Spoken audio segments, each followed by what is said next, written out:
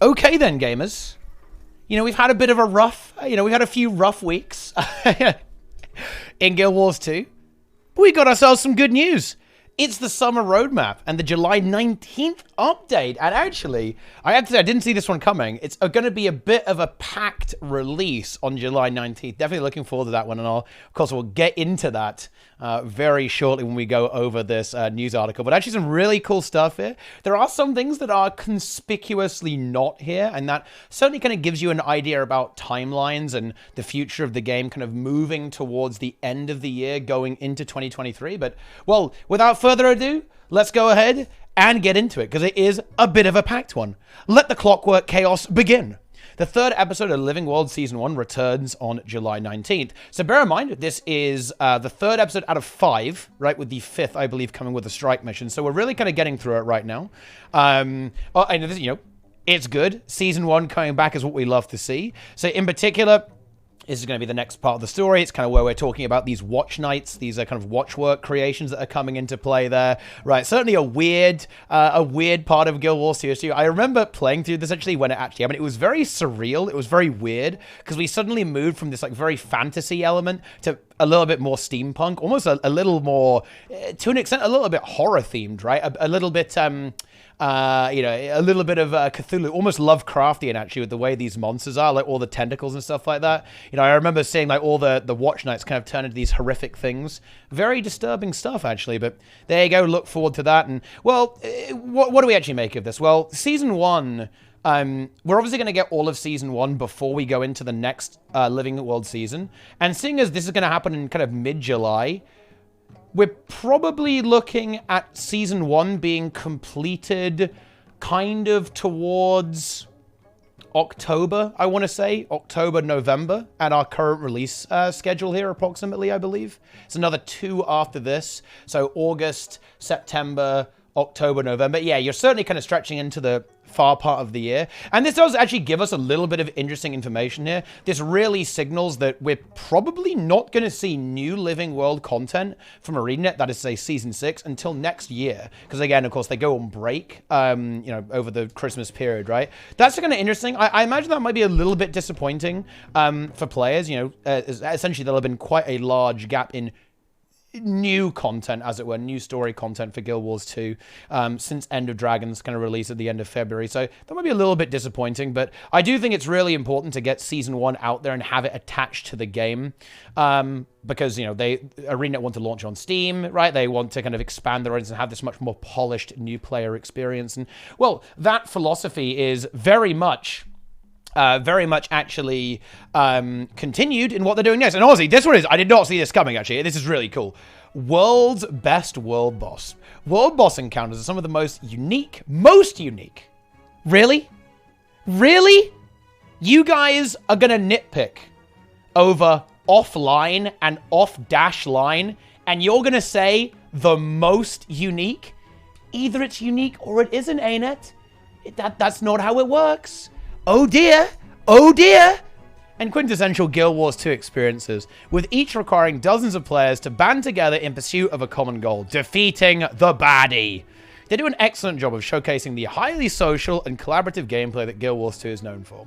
4 of these world bosses reside in low-level starting zones, and are the first large-scale encounters that new players experience as they venture into the world of Tyria. These bosses were first introduced nearly 10 years ago, and since then we've significantly raised the bar on our encounter design standards. It's important to note that these encounters leave a strong first impression for new players and continue to be enjoyable for veteran players. So we've given each a bit of love as we prepare for the future. Yeah, I mean, if you read this makes perfect sense. Right, this actually just makes perfect sense. They have a very big new player focus now with Season 1, and I think it's actually really cool that they found the time to actually update these, It really brings back some good memories. Like, this was, like, my main content. Like, back in the day when I was just playing Guild Wars 2, I would do world bosses, world versus Rome, and Rome and world versus one of my Selly Dagger core Ellie, right, and play PvP. That was actually, like, my core gameplay in the game. So I have a huge amount of nostalgia and good memories for these world bosses. I love to see them getting juiced up a little bit, right? I imagine there'll be some new achievements, a bit like the Shatter, right? Some new achievements attached to them, maybe some new mechanics. They're basically getting some updated models too. You can see that the Worm, the Great Jungle, is much better textured here, much more detailed model on this worm, which is kind of cool, and I imagine that's going to be happening to all of them as well. Well, just to kind of give some context on why I think this is good, these bosses in particular have aged a little bit poorly, right? We'll be making some improvements to the Great Jungle Worm, Shadow Behemoth, Svarnir Shaman Chieftain, and Fire Elemental World bosses. Our goal is to bring them up to our current design standards by adding skill telegraphs and defiance bars, improving encounter mechanics, and rebalancing health pools to accommodate for the power level of modern profession builds. The Great Jungle Worm, Shadow Behemoth, and Svarnir Shaman will also receive some model and texture quality improvements, and one champion loot bag will be added to the completion reward for each event. You know, this is a bit interesting one. Core World Boss Train is not really that competitive with modern rewards. Now, I think this actually might be semi-intentional because it's in the core game. So, you know, core game rewards aren't as good as expansion rewards. Although, having said that, you kind of still have silver wastes in there.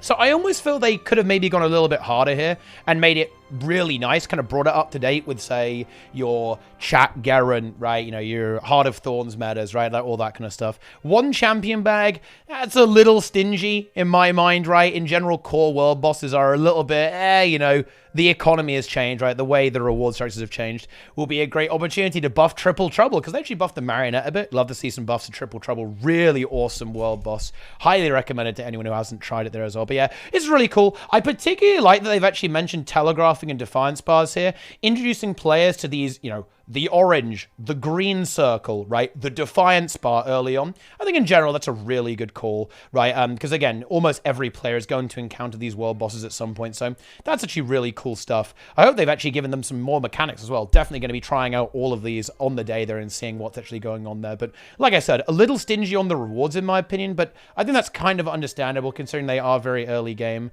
And they are also, you know, in the core game too. Although having said that, right, kind of they actually do talk about making these kind of attractive to veterans as well. So I think actually giving a reward pass on all core world bosses would actually be really cool. I'd love to integrate core bosses into the meta train, for example, like these key meta train events, because then you encounter new players and you're also, it makes them very attractive for veteran players if they just want to do some chill farming content as well. So I think that could be another thing they could be potentially looking at down the line there. But I've got to say, this is really cool. You know, I'm a big fan of world bosses. I know, you know, I do a lot of raids and World Boss World and stuff, but yeah, I'm a huge fan of world bosses. I think ArenaNet are absolutely correct here in saying this is the bread and butter, right? This is the bread and butter content, right, of Guild Wars 2, and it is something that makes the game stand out. Most MMOs are very solo in the open world, right? You play your story, you do your quests, you're on your own, and it almost doesn't feel like a massively multiplayer online game. The world bosses in Guild Wars 2, they give you that. Yeah, it's massive. It's multiplayer. So I honestly hope to see them lean into this more as time goes on, actually, because they really do have something very special there. Very cool stuff. Very, very cool stuff. These changes will give players a better preview of the gameplay and boss encounters they will see during their future events in Tyria. Yeah, very cool. It's fucking hype. Yeah, when you see Shadow Behemoth for the first time, when you see Dragon Stand, right, for the first time, right, all these crazy world bosses, Tequatl, Triple Trouble, right, even the events in Ore, right, like the cathedral events, it's epic. Marching up the cathedral, fighting off waves of undead to fight the legendary priest. That stuff is such a cool roleplay, such a cool theme. So yeah, hope to see more of this stuff. Oh! And just, we're one hit, and now another massive connection here. We're proud of the gameplay that endgame content like Raids offers. Nice! But the perceived high barrier to entry makes it somewhat of a niche game mode. There's a lot of opportunity to grow the endgame PvE community, and one of our goals this year has been to break down some of the barriers discouraging players from jumping into the content. We feel that it's important for future Steam players to see that there's a healthy PvE community waiting for them at the endgame. We've already taken a few steps towards our goal of making raid content more accessible. On June 7th, we made Special Forces Training Arena more accessible to give players an easier way to practice for raid content. On June 28th, we introduced the Embolden system, which gives new raid players an easier roadmap into the content as they learn the encounter mechanics and their roles. These efforts are already paying off as a wave of new raiders have stepped into the content and cleared their first wing, and many have even chosen to charge forwards into later wings without Emboldened to bolster them. We'd like to extend our gratitude to the raiding community for welcoming these new players in and helping them succeed. We'll have the best shot of growing the endgame PvE community if we work together. Very true here. And yeah, I think Embolden actually is pretty well designed. You know, they obviously thought about it a lot. there are lots of ways where they could have made it trash, right? By just making it one stack and insane. They could have made it too weak. They could have made it way too strong and just break the encounter. Then they actually really thought about it and they designed it very well. And it's no surprise that the system works. It really helps players kind of be a bit more confident to try it out, and then realize that they don't need Embolden. They'll go like, oh, that wasn't so bad, actually, was it? And they'll have another pop, right? They, you learn the mechanics and you say, oh, this wasn't quite as bad as I thought, because that, in my opinion, is like the really big thing that kind of keeps people out of raids. They're worried about failing. They're worried that they can't do it. Oh man, I can't do it. I can't do it. Can't find a group. Oh man. Oh yeah. And Embolden really solves that. So it's, yeah, very good stuff. It's good design there from ArenaNet, I've got to say. And yes, the raid scene, good job.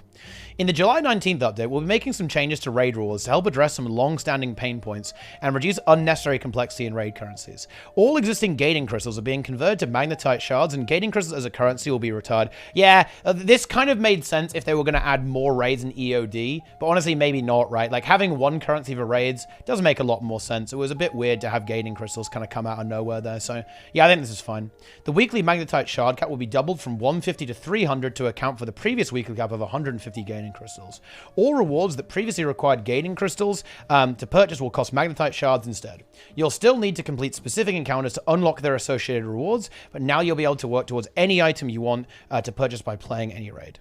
Additionally, legendary divinations are being given. Yeah, same thing, right? Yeah. It was really weird that divinations were there and they never really use them for anything. Very unusual.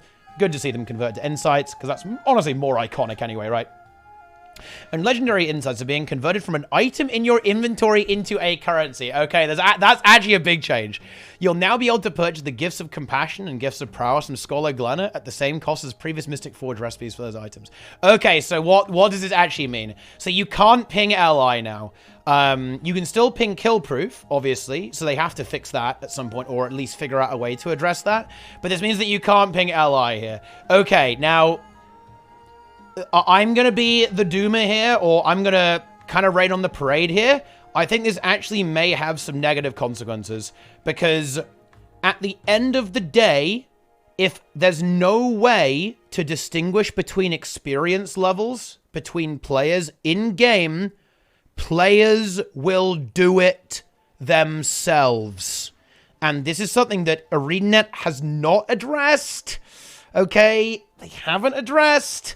And they do need to think about that, right? Okay, all of a sudden, I do think we're going to see a much more common usage of third-party services like killproof.me, kp.me, which basically links with the API and will still have access to your currency, for example, and historical kills, right, and all this kind of stuff, right? So that will still be there, and I think that is probably going to be on the race here. Or we will simply mean people are going to be asking for kill proof instead of LI a bit more strictly. And additionally, it may cause players to simply not use the LFG as much, as again, the LFG will become more unreliable and less trustworthy.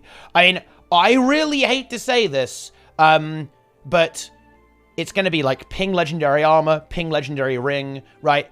I do think Arena needs to fix this. They need to come up with a good way that players can say, I am experienced. Yeah, you can use the gifts. Yeah, you can use the gifts, for example, and ping those that you buy for the currency. Players might start using that, right? So you'll have to buy these gifts and then ping those as well. And I really, really want to, yeah, titles, right? I really want to inform ArenaNet that this is an issue and it's not a bad thing. Players being able to say, I want experienced players, or I want, this is for new players, this is for experienced players. This is unbelievably important. And if you don't provide a way, the players are going to do it. It's not about elitism, it's about having fun. If you just want to get your weekly pug clear, you don't want to teach people every week. You don't want to have to re-progress, right? You've done your progression. You don't want to have to progress the fight every single week. I'm sorry, it ain't fun. That's just not an enjoyable experience.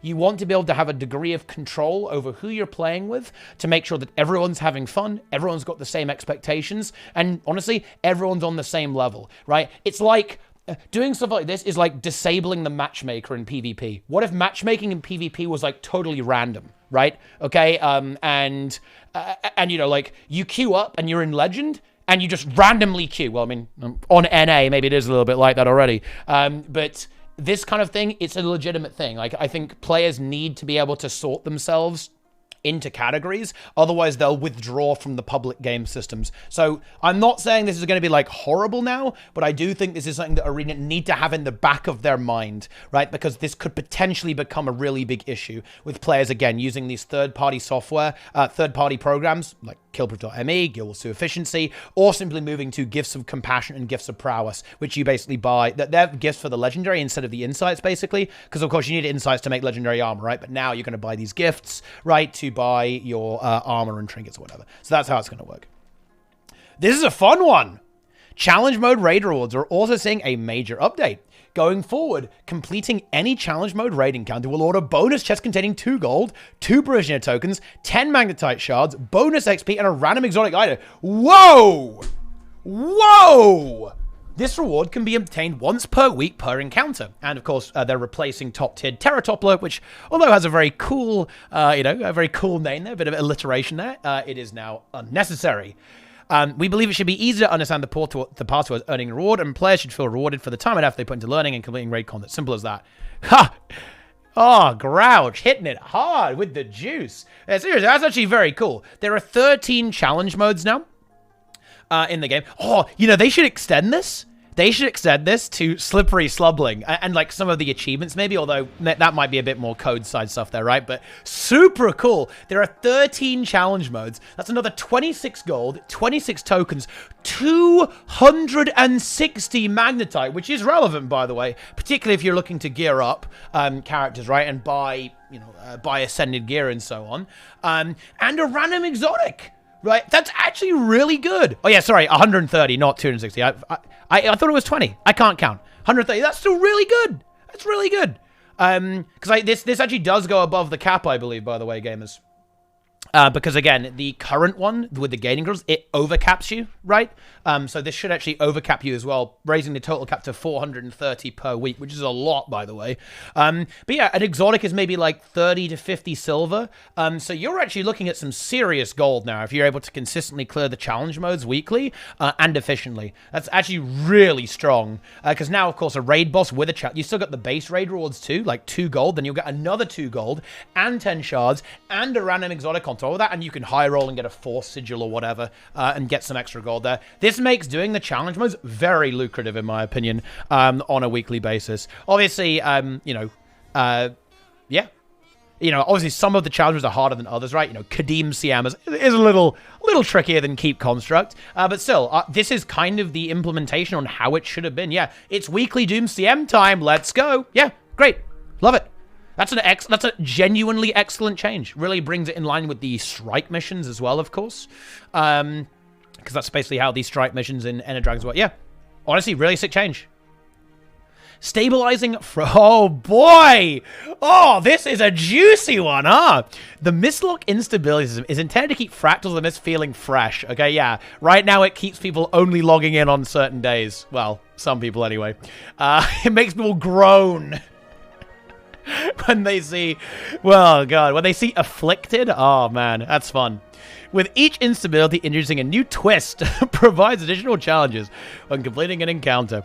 However, some instability combinations have a tendency to be more frustrating than challenging or fun. Huh, they know!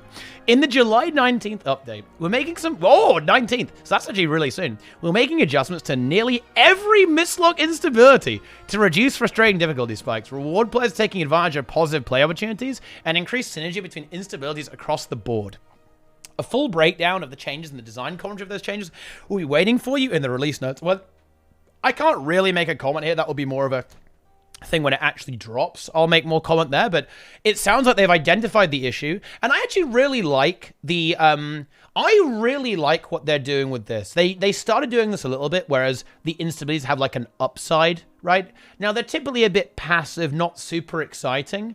I would love if there was more stuff like Flux Bomb, and it was really good. It's like dropping the Flux Bomb on the boss is really good, and other instabilities like that. So you have this kind of active gameplay component to it. I'm not sure how much they'll be able to do that, because that might require a bit of a rework on a lot of them to kind of give them active component. But I'm really excited to see what they actually do here.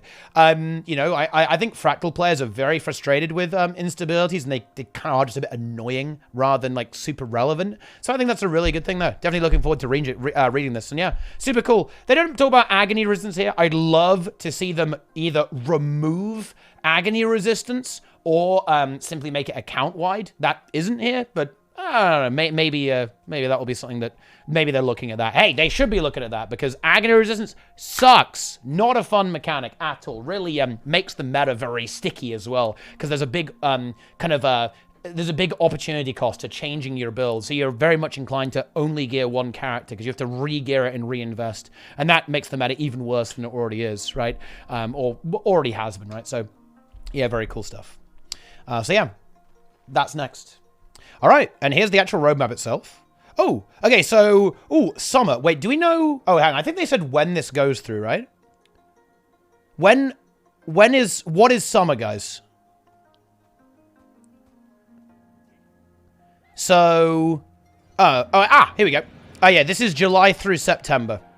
Yeah, so we have episode 3 and episode 4, Festival of the Four Winds, Krakatoa at Gen 3, core update, world restructuring betas. What's core update? I guess core update is like the raid bosses and stuff like that. I guess so.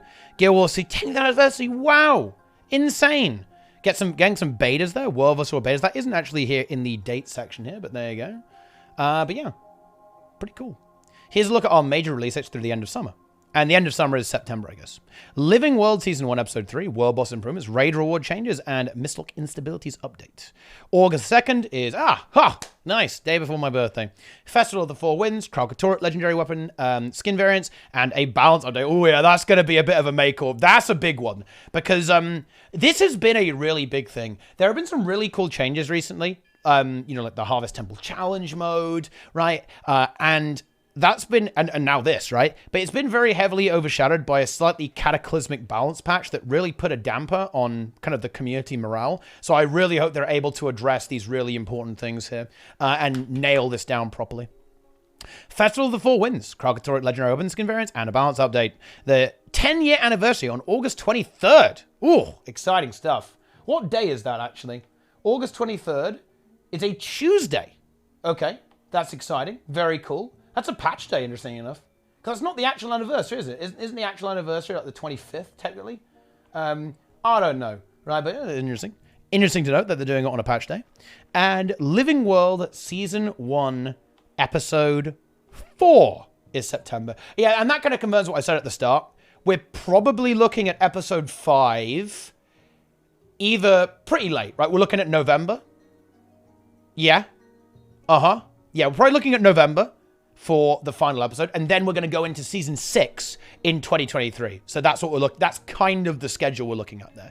We're getting some world restructuring betas, but again, this again points to alliances kind of kicking into gear, definitely more in 2023. Otherwise, they would have said more here. I think we're pretty early on there in terms of the schedule. Cool thing about the anniversary, love to see that. That's fantastic stuff. And a festival. So, not super busy, but some impactful changes here, actually. And it makes me excited to see if they'll kind of continue doing this, because they actually said previously they want to keep doing this stuff. They want to keep adding more kind of little tweaks, right? Like, oh, fix that, fix this, right? Go back and look at stuff and bring it up to speed, right? I would love to see them do this with more core bosses, especially Triple Trouble. Hit ArenaNet with a hammer again and maybe iron out some of the kinks in that particular boss, right? Maybe look at even some of the harder thorns or part of fire content, right? And make it more playable. Look at Serpent's Ire, right? Because although that's kind of a cool boss, not a lot of people do it, even though it's really cool, right? You look at Agony Resistance, right? Look at Dungeons again, like give them another reward pass to bring them up to speed. I really like this with the kind of going back and fixing shit. Big fan, ArenaNet. I'm going to give you a thumbs up there. And obviously very excited to see what they do in the balance patch. No pressure, ArenaNet. No pressure. Watch out.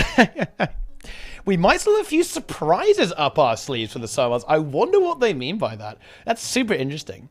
They actually mentioned Steam a lot here. So they might drop the Steam release date, potentially. I could see them maybe dropping the release date on their anniversary. Because I think they probably want to wait until after Season 1. Right? That kind of makes sense to me, right? It's like, okay, Season 1 is done. We've got some new player polish. We're having a good time. Awesome. Thumbs up. Great.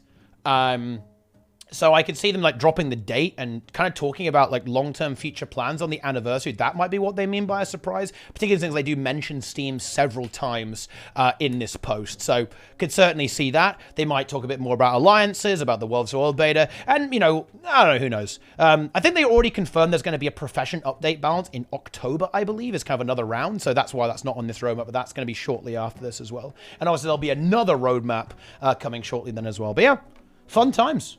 Fun times as well. Yeah, it could be. Yeah, they could do like something at Gamescom, actually. There's going to be there at... They say they're at Gamescom, so maybe they're dropping something spicy over there as well. They could even be talking about expansion stuff, because bear in mind, they've already started working on it. They might have a concept, right? So they might know what it is. They might know like what zone it's going to be in, or like what the topic is, what the theme of the expansion is, because we already know they started working on the expansion. I certainly wouldn't expect to see it actually released for at least another year from now, kind of towards the year and a half from now, to be honest.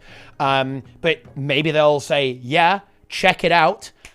This is what we're thinking of doing. But yeah, who knows? Will be fun to actually see that. Definitely a stream to watch out for. I will be lurking around on that one for sure.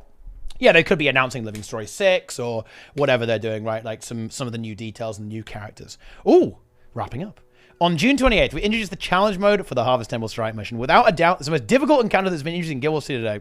After 5 grueling days and hundreds of raid wipes, all live streamed to thousands of viewers on Twitch, a group of 10 Indomitable Raiders succeeded in becoming the first in the world to overcome this challenging encounter. Congratulations to the Guild's Snowcrows for their monumental achievement. We had a blast following the action on Twitch over the last week as multiple groups raced to claim worlds first. In case you missed it, you can relive the last moments. Snowcrow's first clear here. His video is in English and includes some explicit language. Yeah, sure. Honestly, that's super cool. I actually love that. I love that they are celebrating this and they're actually calling it out. And they're recognizing it. That's super cool, if you ask me. That's awesome. You know, this is something that ArenaNet hasn't historically done that much. They don't typically pay attention to, you know, tournaments or competitive play, you know, like monthlies or world's first and previous content. Yeah, that's super cool. I love it. Yeah, big fan. I hope they continue to do that. You know, I'd like to see more. I'd like to see them go further. I think it would be cool if they did a tweet, right? Because I know this is Warcraft. I know it's a really silly minor thing. I think it'd be super cool if there was a tweet. Say, hey, congrats. Right, you guys did it, right? And then, you know, everyone can see it on the Guild Wars 2 Twitter account, right? But, you know, I'll take a blog post. I'll take it. I'll take a blog post. Not too bad, not too bad. Yeah, that's a good patch. Man, you know, reading all of this, it's like...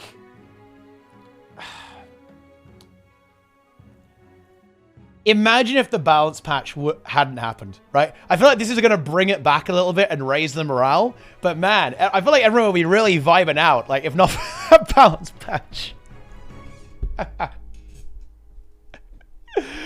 Oh man, what a meme.